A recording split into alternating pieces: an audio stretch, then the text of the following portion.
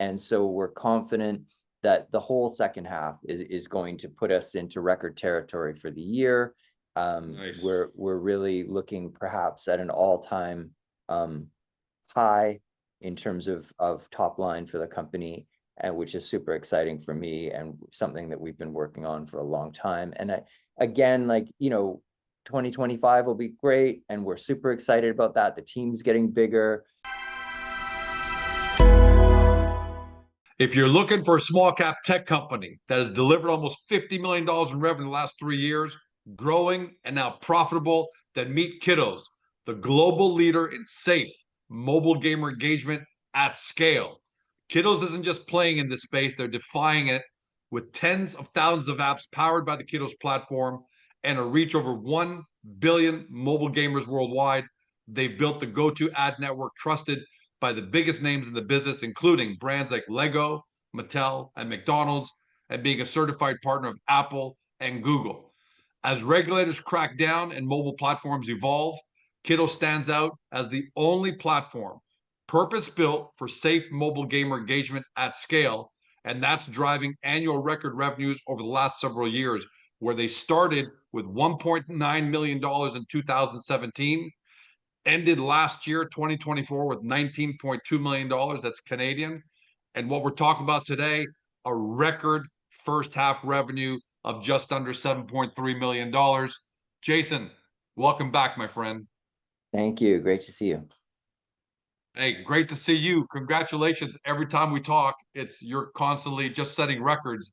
So congratulations again. You delivered the first half revenue ever. How are you feeling, and how should your shareholders be feeling about this milestone? Thank you. Yeah, I mean, honestly, I'm thrilled with the growth that we're seeing and the path that we're on.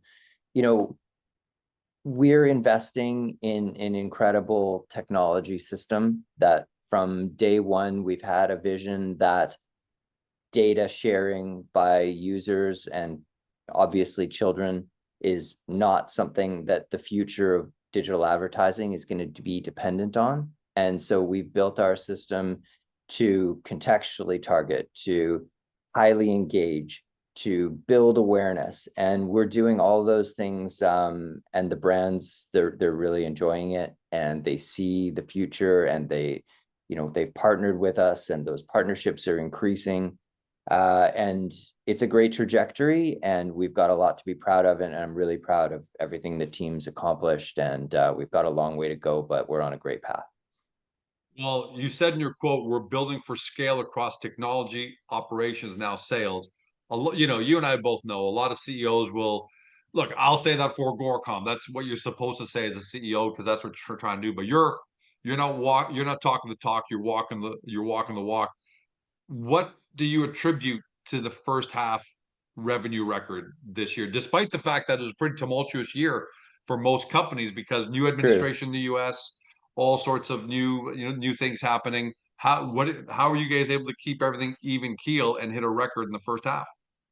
Yeah, well, I think it comes down to the reputation that we've built now in the market, which any company can continue to build on and grow for many, many years. But within our core group of advertisers, they've worked with us, they've seen the quality, they've seen the results in their own numbers, and so they're now comfortable increasing those budgets, and we're seeing that year over year. And so that's why in the quote, really, we are a software company first. We had to build that product, design that product, hire the best engineers and directors, and we've got an incredible team, and that product continues to develop at a rapid rate. We've got some incredible new releases that then add power to what we're doing in the operations layer and how the targeting works, and the tools that we were able to launch and build, like our Kite IQ targeting system that we released. And now we're saying, okay, we're in an incredible spot here. We look at our competition, and we know that we can deliver a very powerful product and service that the brands really enjoy. And so now we're bringing on the right sales teams and partnerships that are going to help us to continue to scale these numbers. And I was going to ask you about brands further down and talk about Q3 here, but since we're talking about brands, I want to keep on message here. Um, Brands are coming to you not just because you're purpose built for safety of their brand, but I was on vacation the last couple of weeks, but there was a one of the big companies just got heavily fined, didn't they? I might have been a Google or a Meta in the last Oh couple yeah. of weeks because who can you give us some do you know the detail on that? I don't want to call I don't want to I ask don't, I you. mean, no, I don't know the specific one, but it's quite frequent these days that there It's is wrist big money. slapping. Oh yeah. No, it's huge money. And these come down to the line between the data sharing and the data handling and the controls that these systems put on place for their minor audiences, which is where obviously a core of our business sits. And so we're able to handle all of that area with pretty much seamlessly because we don't rely on data. And so anyone who's using Kidoz as their marketing platform to sensitive audiences can be 100% rest assured. And the brands that we work with, they they they understand the importance of reputation in their own businesses, and they don't put any risk in that area, and that's why Kidoz is a key solution for them. Yeah, because that's a business killer. You and I have seen fines in the past, right? For Meta, Yeah, for which is Facebook, Google, a couple of other big companies we've talked about in yeah. previous, where they were fined 50 million, $100 million. Oh So yeah, more than 100. that destroy even higher. That destroys your profit margin. If George Com is selling, this widget, and I do Right. all my marketing, I do $1 billion in sales. I have about $100 million in net profit at the end of the day after everything, and then I get fined $75 million. That's a crusher, Right. right? Well, the reputational damage too. I mean, the agencies that have administered those fines have gone after the technology layer. And so, the Googles and the Metas, they can handle it because they are so enormous. But if you were talking about brands that are commercial brands that have household names for toys or entertainment, they're not interested in the reputational damage that can come from, saving a few pennies, even if they could, buying their media. And actually, Yeah. we give them a solution that is cost effective, totally safe, and has advanced targeting. So it's really a win in all departments. And, we do it in a way that we've honed over the years that meets all of their expectations and all of their internal controls. And so it's to me, it's a no-brainer, and we're seeing those numbers tell that same story. Yeah, because the heavier, the more governments crack down, and the more they start finding everybody, the faster the phone starts ringing at kiddos. Because I may have been True. used to running my ads with the George Com programmatic advertising platform somewhere, and yeah, I Right. put out there and I save my pennies, I get great at it. But now, so how big of an advantage? Listen, Jason, a lot of people watching or listening at home, this sounds awesome, but what we don't know is the competitive landscape. Are there Right. 10 other guys who are also brand safe and all that? And if so, there's always competition. I don't think Of anybody in the course. world has an exclusive on anything on this planet. But where would you rank yourselves in terms of that reputation for brand safety? Oh, we're right at the top there. I mean, and what we've done, like if you think about the value chain, we're winning kind of on both ends. When on the one end is the direct source of the inventory. And so like we're rendering the video. Really, it's inside mobile gaming. It's a massive video platform, and so people are seeing these ads, and we're rendering those ads right at the user. So we're as close to the user as possible. It means that we can offer the best price and the best control. And then there's the whole software system in between that other companies do have, and they will sit at different points of this value chain. And over on this end is a creative layer. And so because we come from a gaming background, we're able to produce really high level, engaging, creative, which are basically mini games that are ads themselves. But our production techniques and our production team is very high end. And so it's something that continue to evolve. And we can, so now the brand is saying, okay, well, I'm getting this high end on this end of the value chain, and you can give me the price and Yeah. performance on this end of the value chain. So everybody that's sitting in the middle, in my opinion, a lot of great competitors out there, hats off to all of them. all the great work they do, but Kiddos is, in my opinion, really excelling beyond what's capable at a lot of other groups that have other focuses. Yeah, because I could potentially, create a great platform and serve it on a bunch of mobile gaming apps and things like that. But Sure. that added benefit that you guys yourself create the creative, which keeps the user engaged longer because it's so awesome. Right. That's everything, right? The It's a big engagement that area these is all days. the difference. Yeah, no, the engagement is critical and the scale is critical. Like each component comes together to take it up a notch. And really, we've honed these processes. And so what we see is, yeah, great. We're doing a good, solid business, nice growing business, but we know that if we look at like the numbers, say when social media was something new and how much buying is on social media today, I mean, it's crazy, the numbers.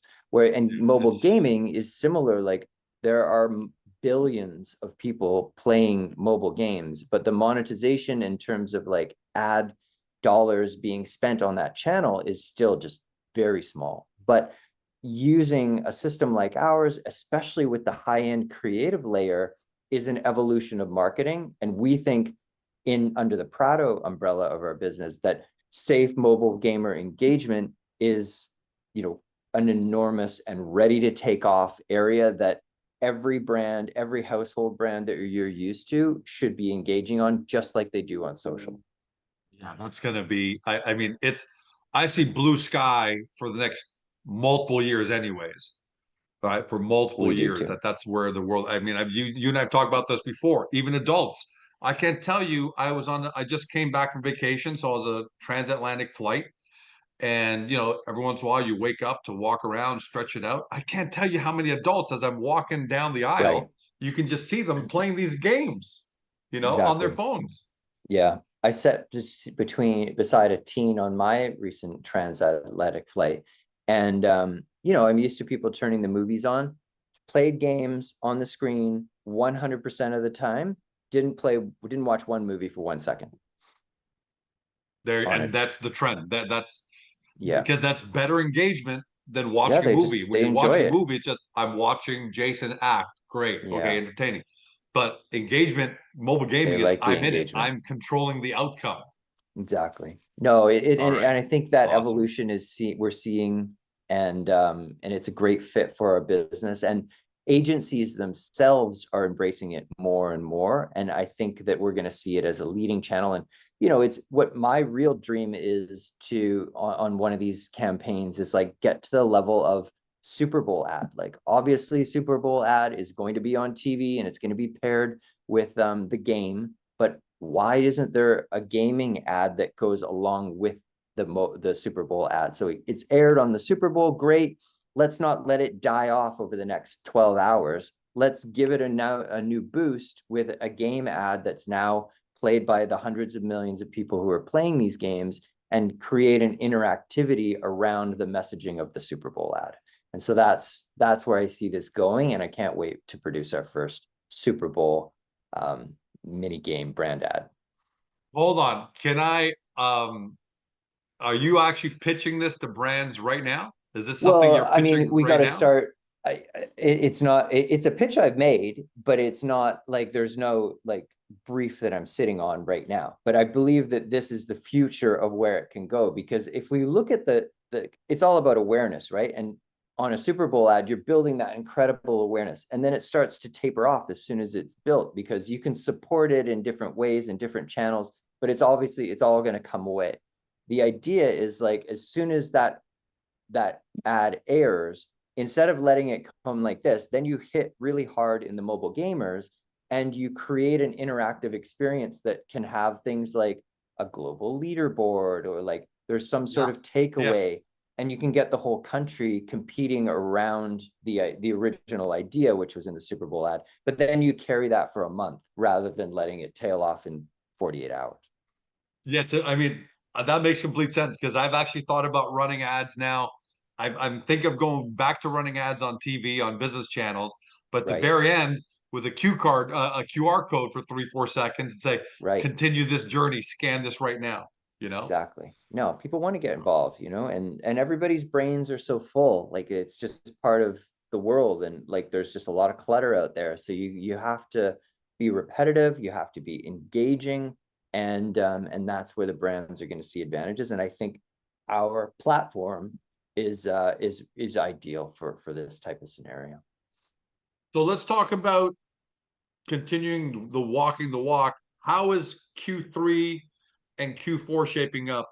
Yeah, Because great question. Q4 is for people who are watching this for the first time, that's your monster quarter because Yes, that's Thanksgiving, Christmas, all of it. Q3 is huge because it's back to school. So yeah, some people may be saying, well, they did seven and change for the first. How are they going to beat 19? They're extrapolating, and that's because right. Q1 and Q2 are your slowest, and you hit a record. How are Q3, Q4 shaping? Because you have some public companies out there saying um, tariffs are still causing a little uncertainty for us. How's it shaping up for you? How's it looking? Tariffs are always a concern, and there is uncertainty in the market, but the global advertisers that we're working with, they have shown what we believe is strong commitment in the second half. And so, we're getting pretty deep in here into Q3, and I can say I'm really excited about it. It's been good. And so we're confident that the whole second half is going to put us into record territory for the year. Nice. We're really looking perhaps at an all-time high in terms of top line for the company, and which is super exciting for me and something that we've been working on for a long time. And again, 2025 will be great, and we're super excited about that. The team's getting bigger, a lot of bright minds coming in, and people are really excited and really engaged, and there's just a great energy around what we're doing. And so, yeah, of course, 25 and any results that are records, more records, I'm going to be thrilled about. But 26, 27, 28, like we're really positioning this. I want to put more digits into the revenue line. That's the goal. Well, I'm sure the market would love because you can't really, the rules prohibit you from talking about a specific detail here. But Right. at some point, I'm sure the market would love to see you release, your projections and things like Right. that. Yeah, Because as we I evolve and as a company, we're looking at doing more. We're working on more conversations for the capitalization of the company in terms of like really growth. But we're cash flow positive, we're profitable. We're not looking for anything to fund where we're at. It's just what are the steps to get to high growth in that stock, and so we're open to those conversations. and I'm glad you brought that up because again, you and I, we're riffing here, so obviously someone knows we haven't, choreographed Yeah, this interview. no, But since you said it, you're profitable, you're cash flow positive, you're profitable. What I find amazing about that is you're doing that while you're jacking up your marketing almost 100%, right. your R&D by almost so 95 and 48. I'm going to round up to 100% marketing and 50% R&D. So you're cranking out expenses and yet you're still cash flow positive. What does that say about the performance of your company from a financial point of view? Right. Yeah. Well, I mean, coming from a software background, we know that you never stop building. And so we have to keep building to stay ahead, to get ahead of the competitors, which we've done, but to also open new doors on the revenue line. And so it's all about when you have that black box beneath you and it's starting to make money, you just keep putting that money back in, and it's going to open more and more doors. And at some point, there's going to be a very big door. And that's the journey that we're on. And yeah, we know that we have to grow the marketing and grow the sales, because awareness is not only key for our brand clients, but it's key for us when it comes to more deals and recognition on the public market. So we're really excited. The Yeah, there's lots of good things, and thank you for being along for the ride. It's a lot of fun. ROAS, return on advertising spend, is a key Right. component, which you know very well because when brands advertise with you, they will want to try and calculate the return. Is it too early to for you guys to know the returns on your marketing spend? And by the way, who are you marketing to? Because obviously, if I'm a brand, I'm marketing to your global audiences and on Right. tens of thousands of apps use your platform. But you as Kidoz, are you seeing that return yet? Is it too early? And if so, who are you marketing to and how? Right. I mean, when it comes down to it's the decision makers, there are different levels of marketing that we tend to do. And a lot of our kind of focus is on direct conferences and conversations and those type of investments. But the decision makers at a campaign level will be the agency planners and agency strategy teams, and then the brand marketers who we can get in front of with case studies and things like that. But if we move up in an organization, particularly on the brand side, you can try and capture their imagination around what is possible for their brand and how their brand is represented in the market, both under the safety pillar and under the engagement pillar. And that's where we excel as a company and where there aren't many other options for them to go if they're looking to fill the safety, the engagement, and the scale. And so that's where we kind of come in and win deals on small tests, and we're seeing some of those scale up to multi-millions. Jason, congratulations to you. And what I know has to be a dynamic team, because when you're a tech company, you've got the developers, you've got the analytics guys, you've got, I mean, compliance, you've got such an army that you have to have. So the fact that you guys continue to gel together, grow, you bring on new people, and it's translating to continue record revenues is a big hat tip to you, the executive team, the board, and we wish you nothing but success to keep on going. And here we are at the end of August. I'm certain we're going to be back talking more record revenues because, well, Q3 ends in September. So, November. And there may be developments before that, but at the very least, we'll be talking about your Q4 sometime in October. Yeah. About your Q3, sorry, sometime in October. Exactly. Can't wait. Thank you, my friend. And to everyone at home, thanks for joining us. Hopefully today you discover your next great small cap technology company. Put Kidoz on your watch list. And if you're a shareholder, continue engaging with the company. Thanks for joining us. Have a great day. See you next time. Hey, small cap fam. I hope you loved this interview because more than a dozen people were involved in its production for the sole purpose of making you happy. If so, can you take a moment to support both our awesome guest company and Agoracom? Your engagement means the world to us. First, if you enjoyed this video, give us a thumbs up by tapping that like button. It's a small gesture that helps this interview reach even more potential investors to discover today's guest. Second, we would love to hear your feedback on this interview, so please leave a comment below. Be sure to keep it clean, but feel free to poke fun at George. If you loved what you heard on today's video and want to dig into our guest company right away, take a look at the links in the description below. And while you're at it, hit that subscribe button and ring the notification bell to never miss another great Agoracom small cap video. Thank you so much. We couldn't do any of this without you. Make sure to come back soon.